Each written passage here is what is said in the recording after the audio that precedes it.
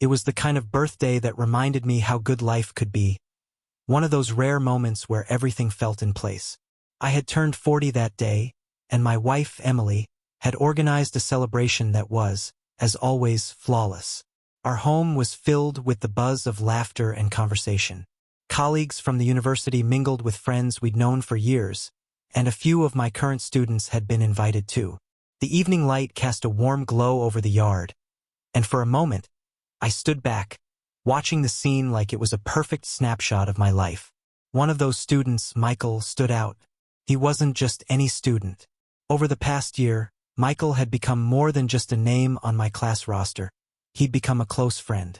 We'd bonded over late-night conversations about literature, philosophy, and sometimes life itself. Michael was smart, ambitious, and eager to learn, reminding me of my younger self in many ways. I had taken him under my wing, and over time, he had begun spending more time at our house. Emily, too, had taken a liking to him. She admired how he was always respectful, always willing to help around when needed. That night, after all the food had been eaten, and the drinks had loosened everyone's tongues, we were sitting around in small groups, sharing stories, reminiscing. Emily was at my side, her arm casually draped around me, and I couldn't have been happier. As the party wound down, I noticed Michael lingering longer than the other guests, offering to help clean up once the house began to empty. "Are you sure you don't want to head out?" I asked, smiling. "Nah, Professor," Michael replied with a grin. "I'm happy to help. It was a great party." Emily smiled at him, a casual smile that I'd seen countless times before, and for a moment, I was filled with an odd sense of gratitude. Grateful for my wife, who had stood by me through so much. Grateful for Michael, who had become like a brother to me. That night, after the last guest had left, I lay in bed next to Emily, feeling the contentment that comes with a day well spent. She drifted off to sleep quickly, exhausted from all the planning and hosting. But I lay awake, replaying the evening in my mind, thinking about how lucky I was. A loving wife, great friends, and a career I was proud of. Little did I know, everything would change the next day, and that the memory of this perfect birthday would forever be tainted by what I would find. The next morning felt like any other Sunday after a party. Quiet, with the scent of coffee filling the kitchen as I tried to shake off the remnants of last night's drinks. Emily had left early for her usual yoga class, leaving me to clean up what was left of the celebration. The living room was still scattered with empty bottles, crumpled napkins, and half-eaten plates of food. As I moved around, picking things up and straightening the furniture, I replayed fragments of conversations from the night before, smiling to myself at how everything had gone perfectly. I was about to toss a pile of trash into the bin when something strange caught my eye, peeking out from under the edge of the couch. I bent down to grab it, not quite sure what it was at first. When I pulled it out, my hand froze. Condom wrapper. For a few seconds, I stared at it, my brain refusing to process what I was holding. It was unopened but unmistakable, and my mind started spinning. The questions hit me in waves. Where had this come from? How had it ended up in our living room? At first, I tried to rationalize it. Maybe someone had dropped it accidentally? Maybe one of our guests had been carrying it in their pocket, and it had fallen out unnoticed. It was awkward but not impossible. Still, a sinking feeling began to settle in my stomach. I couldn't remember anyone from the party being the type to carry something like this around. Then I thought about the end of the night. Emily had gone to bed early, claiming she was exhausted from all the hosting. That had left Michael and me alone for a while, tidying up, sharing a drink. Michael had left shortly after, but I couldn't shake the feeling that something about this was off. I stuffed the wrapper into my pocket, telling myself it was nothing. I needed to move on, focus on cleaning up, and forget about it. But the knot in my stomach wouldn't let go. A dark thought began creeping into my mind, a thought I didn't want to acknowledge. Had something happened after I went to bed? Trying to push the idea away, I finished cleaning and sat down, but the wrapper was still burning in my pocket. The uneasy feeling grew stronger, gnawing at me. I told myself I was being ridiculous, paranoid even, but I couldn't ignore it. When Emily returned from her yoga class, she seemed perfectly normal, like nothing was out of the ordinary. She kissed me on the cheek, asked how I was feeling after the party, and started chatting about her plans for the day. I watched her carefully, looking for any sign, any crack in her usual demeanor. But there was nothing. Still, the wrapper stayed in my pocket, a quiet reminder that something wasn't adding up. I told myself I'd confront her about it later. I'd wait for the right moment. But part of me already knew the truth. The rest of the day was like walking through a fog. I couldn't shake the image of that wrapper from my mind, and every time I glanced at Emily, a wave of doubt hit me. She was acting so normal. She had spent the afternoon reading, working in the garden, and chatting with me like nothing had changed. But something had shifted inside me. I began analyzing everything. Every word she said, every look she gave me, trying to find any tiny crack in her behavior. As evening fell, we sat down for dinner together. It was peaceful, almost too peaceful, and I couldn't help but feel like I was playing a part in some staged scene. Emily was asking about the classes I'd be teaching the next semester, offering suggestions about new books I might introduce to my students. But my mind wasn't there. It was back in the living room, going over the night before in agonizing detail. I remembered Michael. He had stayed late, helping with the cleanup. He had always been thoughtful, almost like a younger brother. In fact, he and Emily got along well, maybe too well. I used to think it was a good thing, that they were just comfortable around each other. But now, that comfort seemed suspicious, like I had been blind to something that had been happening right under my nose. As we finished dinner, Emily got up to clear the table, humming a tune as she worked. I sat there, staring at my plate, wondering if I should confront her now. But the words wouldn't come. What would I even say? Hey, I found a wrapper, and now I'm thinking the worst? It sounded ridiculous in my head, but the pit in my stomach wouldn't go away. Instead, I excused myself and went into our bedroom. I pulled the wrapper out of my pocket and held it in my hand, as if it were the key to some terrible truth that I wasn't ready to face. What was I even looking for? Proof? An explanation? Or just a reason to ignore it all and pretend nothing was wrong? That night, when Emily came to bed, I couldn't sleep. I lay next to her, listening to her soft breathing, wondering if she could feel the distance growing between us. I didn't dare ask the question that had been burning inside me all day. The next morning, I decided to visit Michael. I didn't have a clear plan, just a need to see him, talk to him, and maybe ease my suspicions. I hadn't seen him since the party, and he hadn't reached out, which was unusual. Normally, we'd have exchanged texts or caught up about something: class, research, life. But there had been silence. I found him in the campus library, buried in books like usual. When I approached, he looked up with a smile that seemed almost too easy, too casual. "Professor, how's it going?" he asked, like nothing had changed. I forced a smile and sat down across from him. We chatted briefly about the usual upcoming projects, his plans for the weekend. But beneath the surface, I was watching him closely. He seemed as friendly and open as always, but there was something off in his eyes, a flicker of something I couldn't quite place. Finally, I decided to test the waters. "By the way, Michael, did you happen to stay late at the party after I went to bed? I think I remember you leaving, but it's all a bit of a blur." His face didn't change, but there was a slight pause before he answered, "No, I left right after you did. Your wife was already asleep, I think." The pit in my stomach tightened. Why did he need to mention Emily? I left the library feeling worse than when I had arrived. Something wasn't right, and I couldn't ignore it any longer. I needed answers, but I didn't know how to get them without tearing my life apart. I left the library, the knot in my stomach tightening with every step I took. Michael's response replayed in my head over and over. The way he mentioned Emily, the slight hesitation before he answered. It was enough to drive my suspicions deeper. Maybe I was reading into things, seeing patterns that weren't there, but the wrapper in my pocket felt heavier with each passing minute. That evening, Emily and I sat down for dinner again, but this time it wasn't peaceful. There was an invisible wall between us, a tension I couldn't ignore. I couldn't stop watching her, looking for signs that something was amiss. Every glance, every small movement seemed to confirm my worst fears, even if I didn't want to believe them. "Is something wrong?"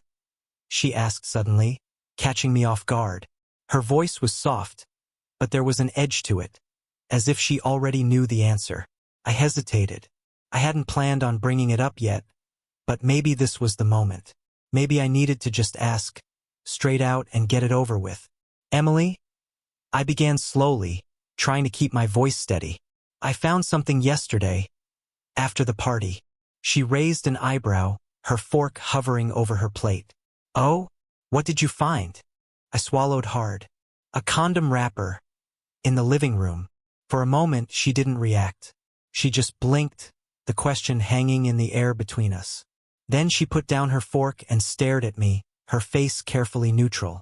"That's strange," she said slowly. "Do you think one of the guests dropped it?" It was a perfectly reasonable explanation, and part of me wanted to latch onto it, to believe it so I could stop feeling this gnawing suspicion. But the pit in my stomach didn't loosen.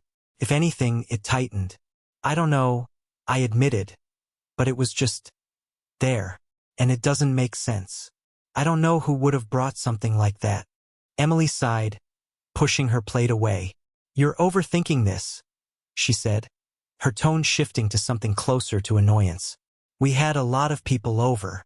Maybe it was an accident. I don't know. But are you seriously asking me about this? Do you think I'd do something behind your back?" Her words hit me hard, and for a second, I felt guilty for even suggesting it. Maybe I was overreacting. Maybe the stress of the semester, the long hours, and my own insecurities were getting the best of me. I wanted to believe her. I wanted to be wrong. But there was still Michael. The next few days passed in a haze of doubt. I tried to push the thoughts aside, but they kept resurfacing like an itch I couldn't scratch. I found myself watching Emily more closely, paying attention to every interaction she had with her phone, every glance she exchanged with me. She still seemed distant, though she tried to hide it. Or maybe it was all in my head. I couldn't bring myself to talk to Michael again. Part of me wanted to confront him, to press him harder, but I didn't know how to do it without tipping my hand.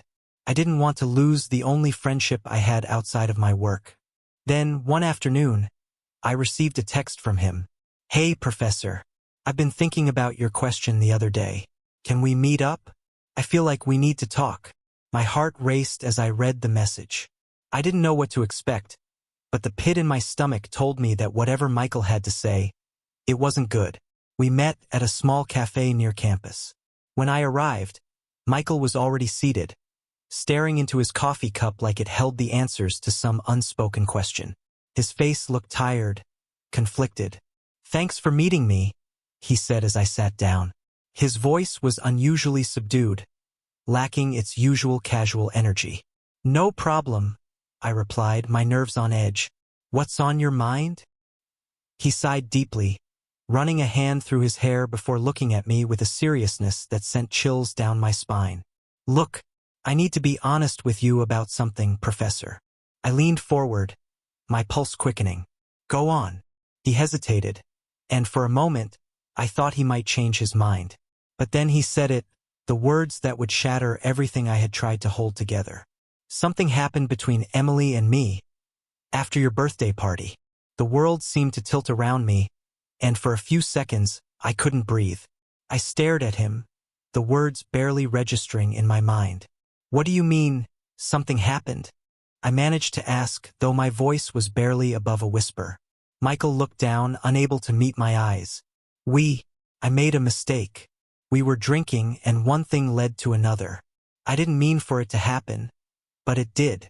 I felt like I had been punched in the gut, the air knocked out of me. My mind raced, trying to process what he was saying. I wanted to scream, to demand more details, but all I could do was sit there in stunned silence. "I'm so sorry," he continued, his voice trembling. "I know I've ruined everything between us. I don't expect you to forgive me, but I couldn't keep it from you any longer." I stood up abruptly, the chair scraping loudly against the floor. My entire world had just collapsed in a single moment, and I didn't know what to do next. Without saying a word, I turned and walked out of the cafe, leaving Michael sitting there with his head in his hands. I don't remember much about the walk home after Michael's confession. My mind was numb, my body moving on autopilot, every step feeling heavier than the last. My thoughts were a chaotic storm: Michael, Emily, the betrayal. It didn't seem real, like I had stepped into someone else's nightmare. But it was real. It had happened. When I got home, Emily was sitting in the living room, casually scrolling through her phone like it was any other day. The sight of her there, calm, unaware of the storm she had set into motion, made my stomach churn. She looked up at me with that same familiar smile, the one that used to make me feel like I was the luckiest man alive. "Hey, you're home early. How was your day?" she asked, setting her phone down. The casual tone in her voice grated against the fury boiling inside me. How could she just sit there, pretending everything was normal? I couldn't hold it in any longer. The words spilled out before I could stop them. "I talked to Michael." Her smile faltered, a flicker of something, fear, crossing her face. She blinked, clearly caught off guard by the sudden shift in my tone. "Oh? What did you two talk about?" I stood there, my chest tightening as I stared at her. Part of me wanted to scream, to throw things, to demand why she did it. But I was too exhausted, too shattered to muster the energy. "He told me everything." Her face went pale, and I saw the realization sink in. She knew. She knew the facade was crumbling, and there was no hiding anymore. "Mark," she began, her voice trembling slightly. She stood up, taking a tentative step toward me. "I was going to tell you. I swear I was. I didn't know how. I felt like the floor had dropped out from beneath me." "You didn't know how? How about just telling me the truth?" My voice cracked, the anger and hurt flooding to the surface. "How long, Emily? How long have you been lying to me?" Tears welled in her eyes, but they did nothing to soften the ache in my chest. "It wasn't like that," she said, her voice shaky. "It happened once, and I regretted it immediately. I was drunk, we both were, and it was a mistake, Mark. I never wanted to hurt you." I laughed bitterly, though there was no humor in it. "A mistake? You slept with my student, in our home, and you call it a mistake?" She stepped closer, reaching out for my hand, but I pulled away. Her touch, once comforting, now felt like poison. "Please, Mark, let me explain. I didn't mean for it to happen. It was just, I don't know. It was stupid. And I'm so sorry." I stared at her, unable to recognize the woman standing in front of me. She was still Emily, my Emily, but everything I had believed about our life, our marriage, was unraveling before my eyes. "Why him?" I asked, my voice barely above a whisper. "Why Michael? You know how much he meant to me. How could you betray me like this, with him of all people?"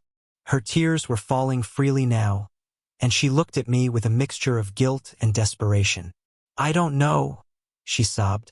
"I don't know why it happened. It wasn't about him. It was about me.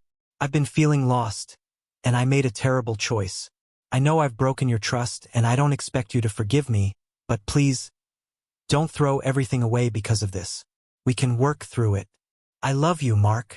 I stood there, every part of me screaming to walk out the door, to leave and never look back. But another part of me, a quieter, more conflicted part, held me back. I had loved Emily for so long, built my life around her, trusted her with everything I had. Could I just walk away? Could I throw away years of marriage over one betrayal? But it wasn't just any betrayal. It was with someone I had trusted, someone I had taken under my wing.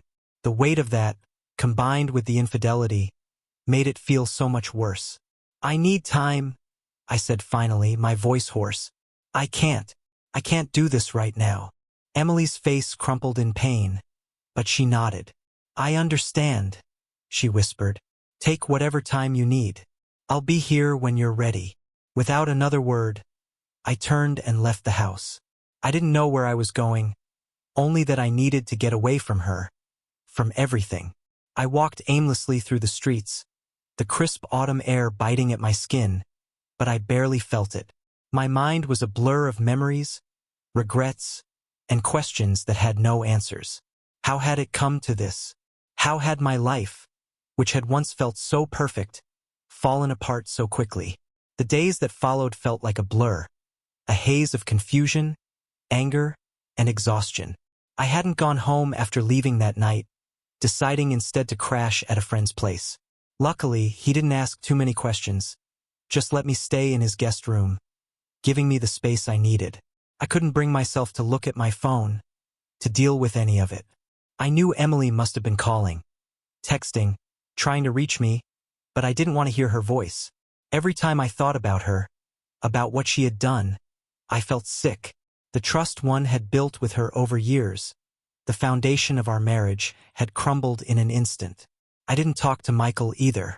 He hadn't tried to reach out since that day at the cafe, and part of me was relieved. The betrayal stung enough as it was. I wasn't ready to face him again. Not yet. Instead, I threw myself into work. Classes, grading papers, anything to keep my mind occupied. The university had always been my sanctuary, a place where I could focus on something I loved, a place where things made sense. But now, even that felt tainted. Walking into my classroom, seeing Michael's empty seat, it was a reminder of everything that had happened, everything that had been lost. I avoided questions from colleagues, politely declined invitations to lunch or drinks. People must have noticed something was off, but I couldn't bear to explain it. How do you tell someone that your wife cheated on you with your student? How do you put that into words? It was a week later, on a rainy afternoon, that I finally got the courage to go home. I couldn't hide from it forever, and I knew I had to face Emily eventually. I just didn't know how. Every step toward the front door felt like I was walking into an emotional minefield. When I opened the door, the house was eerily quiet. It felt strange, stepping back into what had once been my safe space, now a place I hardly recognized. The memories of that night, of the party, of Michael's confession, hung heavy in the air. Emily was sitting at the kitchen table when I walked in, her hands wrapped around a mug of tea. Her eyes widened when she saw me, and she quickly stood up, as if she wasn't sure whether to move toward me or give me space. "Mark," she said softly, her voice hoarse. "I wasn't sure if you were ever coming back."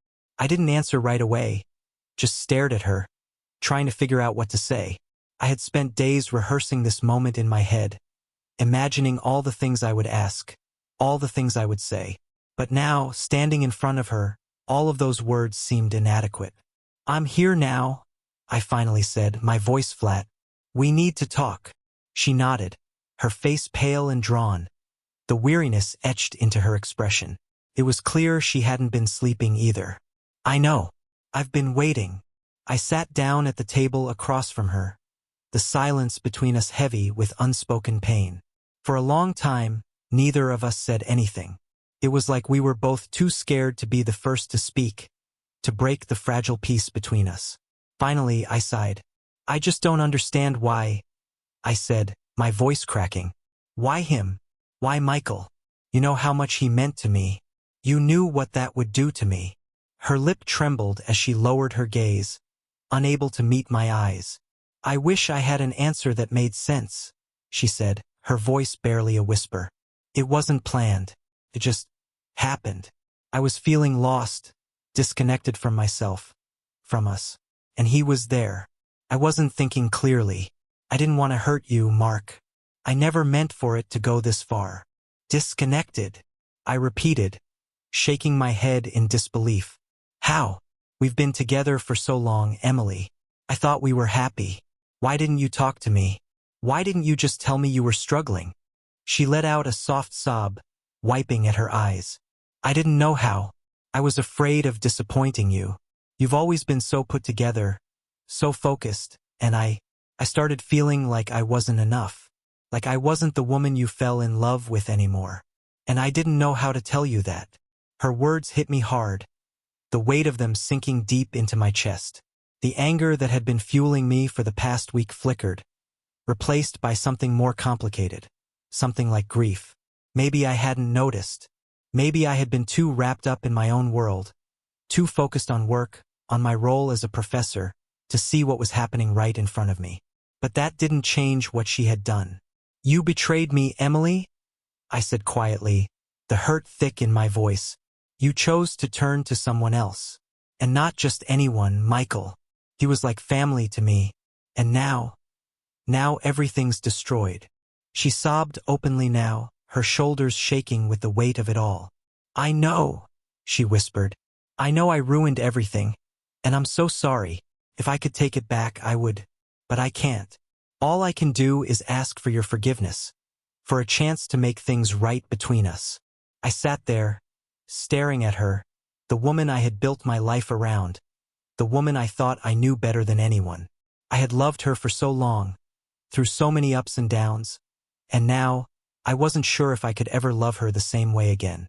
But the worst part was, I wasn't sure if I could ever love myself the same way either.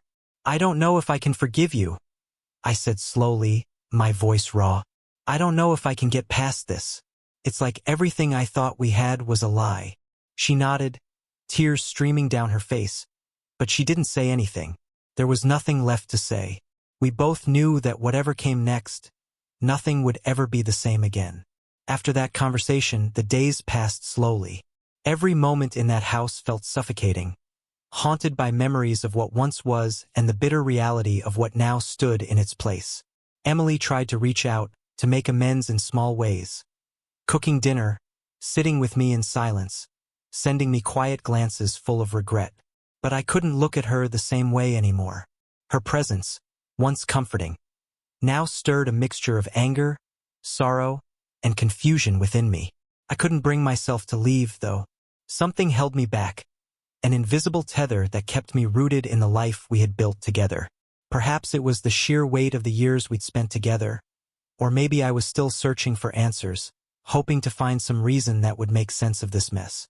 I'd stopped going to the university for a few days, too. Facing my colleagues, my students, facing Michael, felt impossible. The idea of seeing him again, of standing in front of a lecture hall with him among the crowd, sent waves of anxiety through me. I had always been proud of my career, of the way I could command a room, inspire young minds. But now, even that felt tainted. For the next few days, I found myself drifting through life, unable to find my footing. I avoided Emily as much as possible. We coexisted in the same house, but we were strangers now, moving past each other like ghosts. Every conversation felt forced, every interaction a painful reminder of what we had lost. It was during one of those quiet evenings, after another awkward dinner, that I found myself sitting on the porch, staring out at the night sky. Emily was inside, cleaning up the kitchen, and I could hear the faint clinking of dishes being washed. The normalcy of it all felt surreal, like I had stepped into someone else's life. I wasn't sure what came next.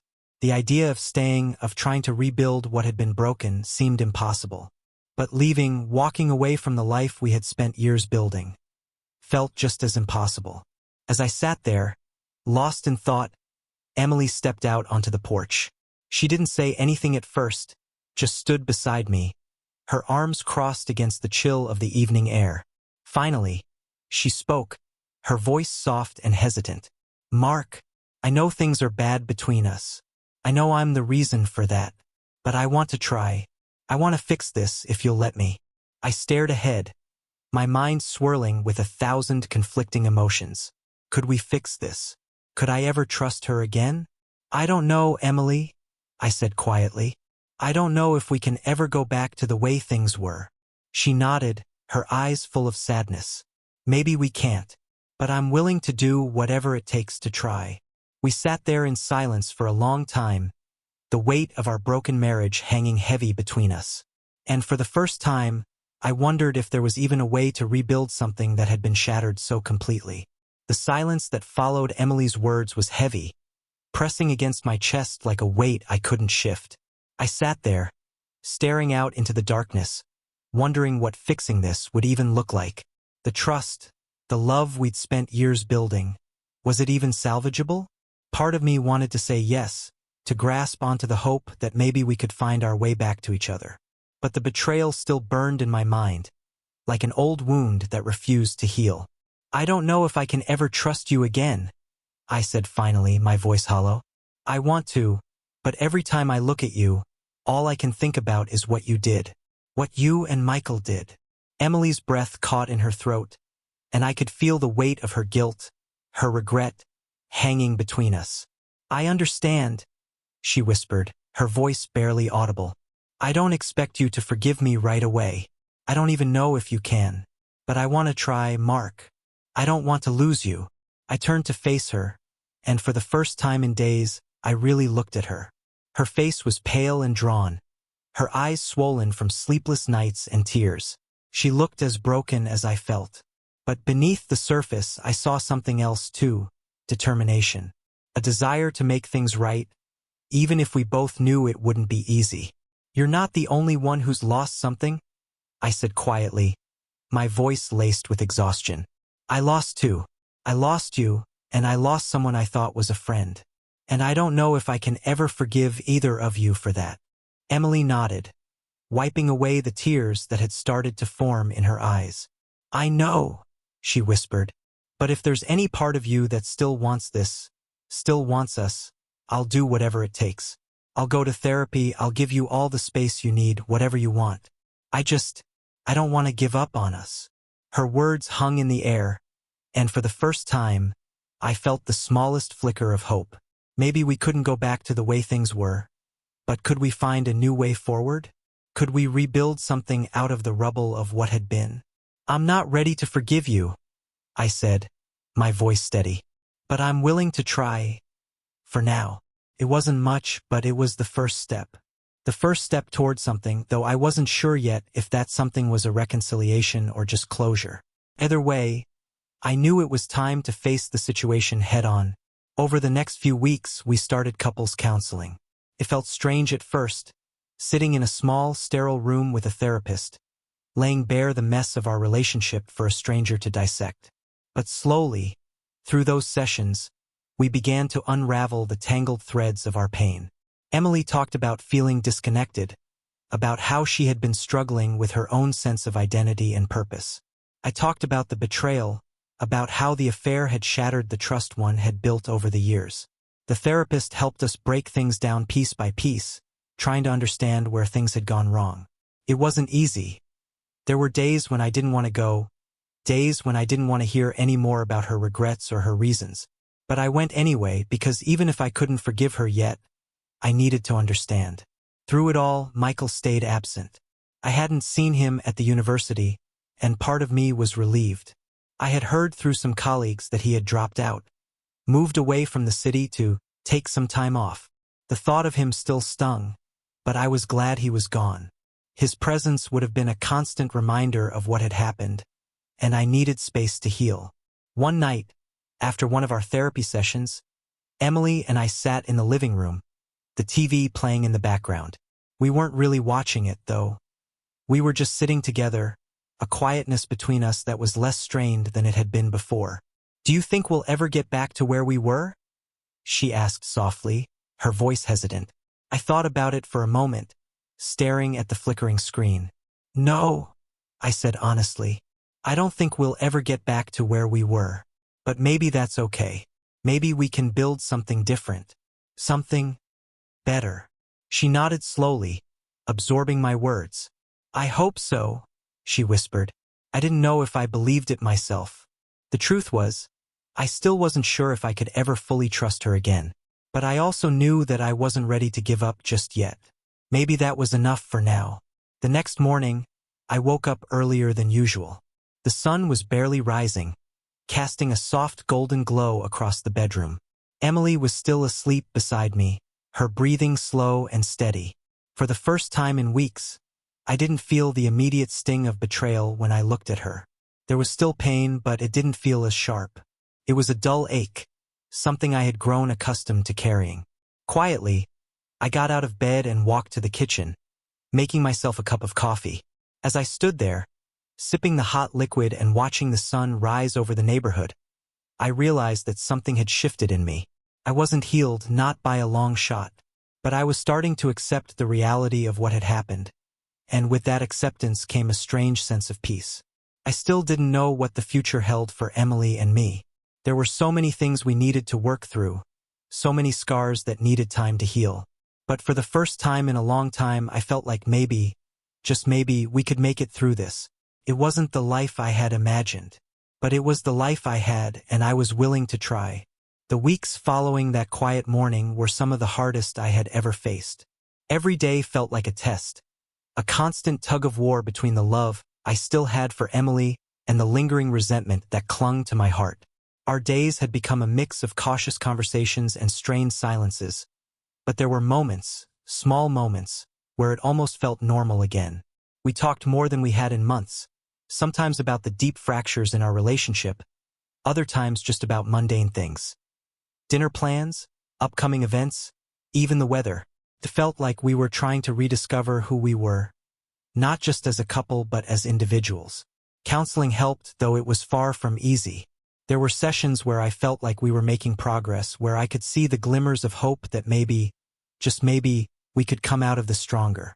But there were also sessions where the weight of everything, the betrayal, the lies, felt too much to bear. There were days I left therapy more frustrated than when I walked in, angry that we were even in this situation to begin with. Emily never stopped trying, though. Every day she made an effort. Small things like leaving me a note with my coffee in the morning, asking how my day went with genuine interest, or just being present in a way she hadn't been before. She was patient, too, never pushing, always giving me space when I needed it. It wasn't perfect, far from it, but she was trying, and for now that had to be enough. One afternoon, months into our healing process, I was grading papers at my desk when my phone buzzed. I glanced down, expecting it to be a message from a student or a reminder for a meeting, but instead, it was a name I hadn't expected to see, Michael. The pit in my stomach returned instantly, and for a moment, I just stared at the screen, unsure of what to do. It had been months since we last spoke, since he had dropped out and disappeared from my life. I had thought about him occasionally, wondered where he had gone, if he had moved on. But I never sought him out, never wanted to dig up the past. With a shaky hand, I unlocked my phone and opened the message. "Hey, Professor. I've been meaning to reach out for a while now, but I wasn't sure if you'd want to hear from me. I just wanted to say again how sorry I am for everything that happened. I know I hurt you, and I know I hurt Emily, too. I'm not expecting anything from you, but I wanted to own up to my mistakes. I've been doing a lot of reflecting, and I'm trying to be better. I hope you're doing okay. Take care." I read the message twice, then 3 times, unsure of how to feel. My emotions were all over the place. Anger, sadness, a strange sense of closure. Michael had been a huge part of my life for a year, and then, in a single moment, he had destroyed everything I thought I knew about him. His betrayal had cut deeper than I ever could have imagined, and yet, seeing his apology, I didn't feel the same burning rage I once had. Maybe it was because I was tired of being angry, tired of letting the betrayal consume me. I put the phone down, not sure if I would respond. Maybe I needed more time to think, or maybe I wouldn't respond at all. Michael had taken enough from me. I wasn't sure if I was ready to give him any more of my time. Later that night, as Emily and I sat together watching TV, I told her about the message.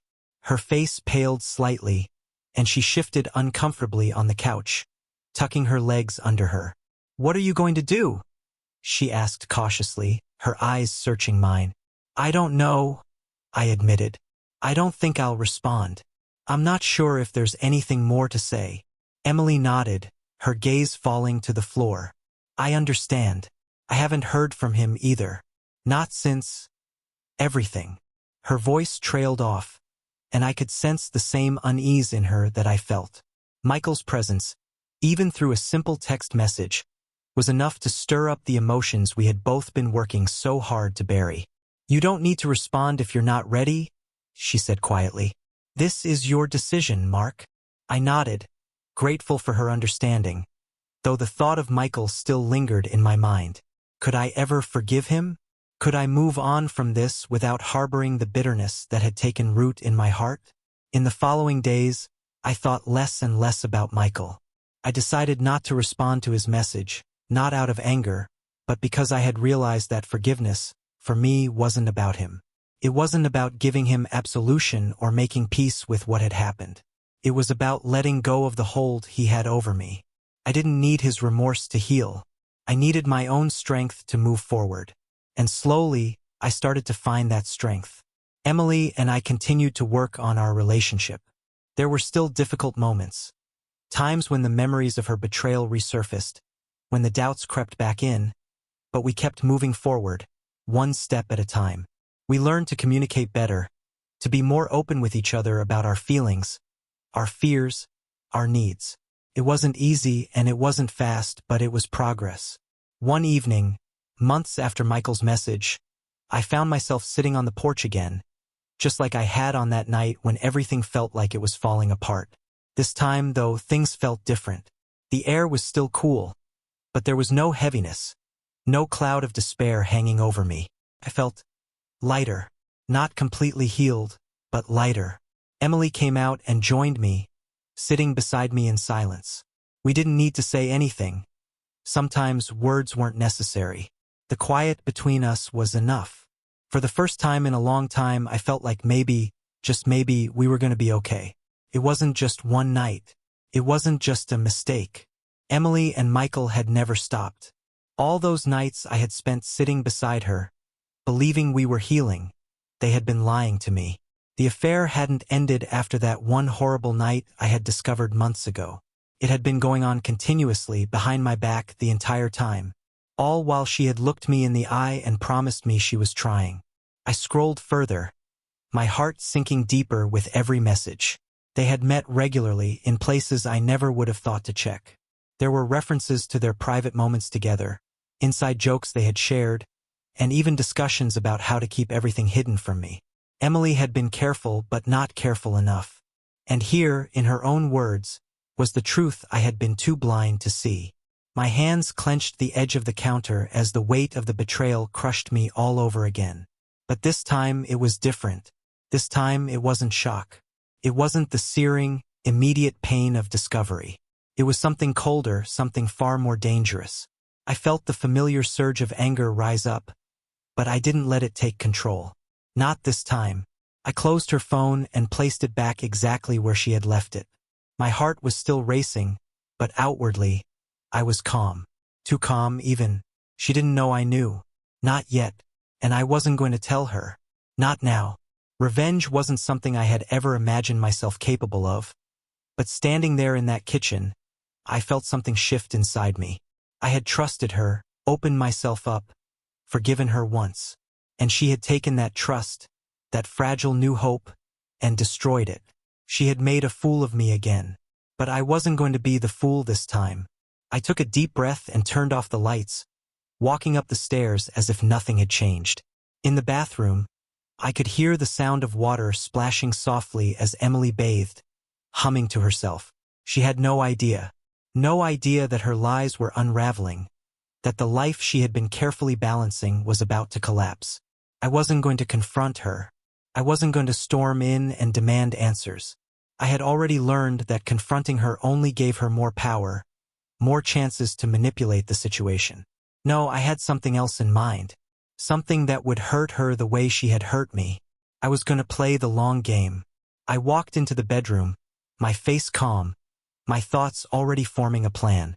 I lay down on the bed, staring up at the ceiling, listening to the sound of her moving in the bathroom.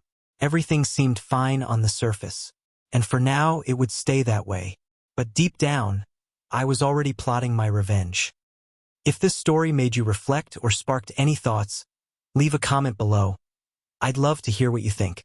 And don't forget to hit that like button and subscribe to the channel so you don't miss new real and shocking stories about unfaithful wives.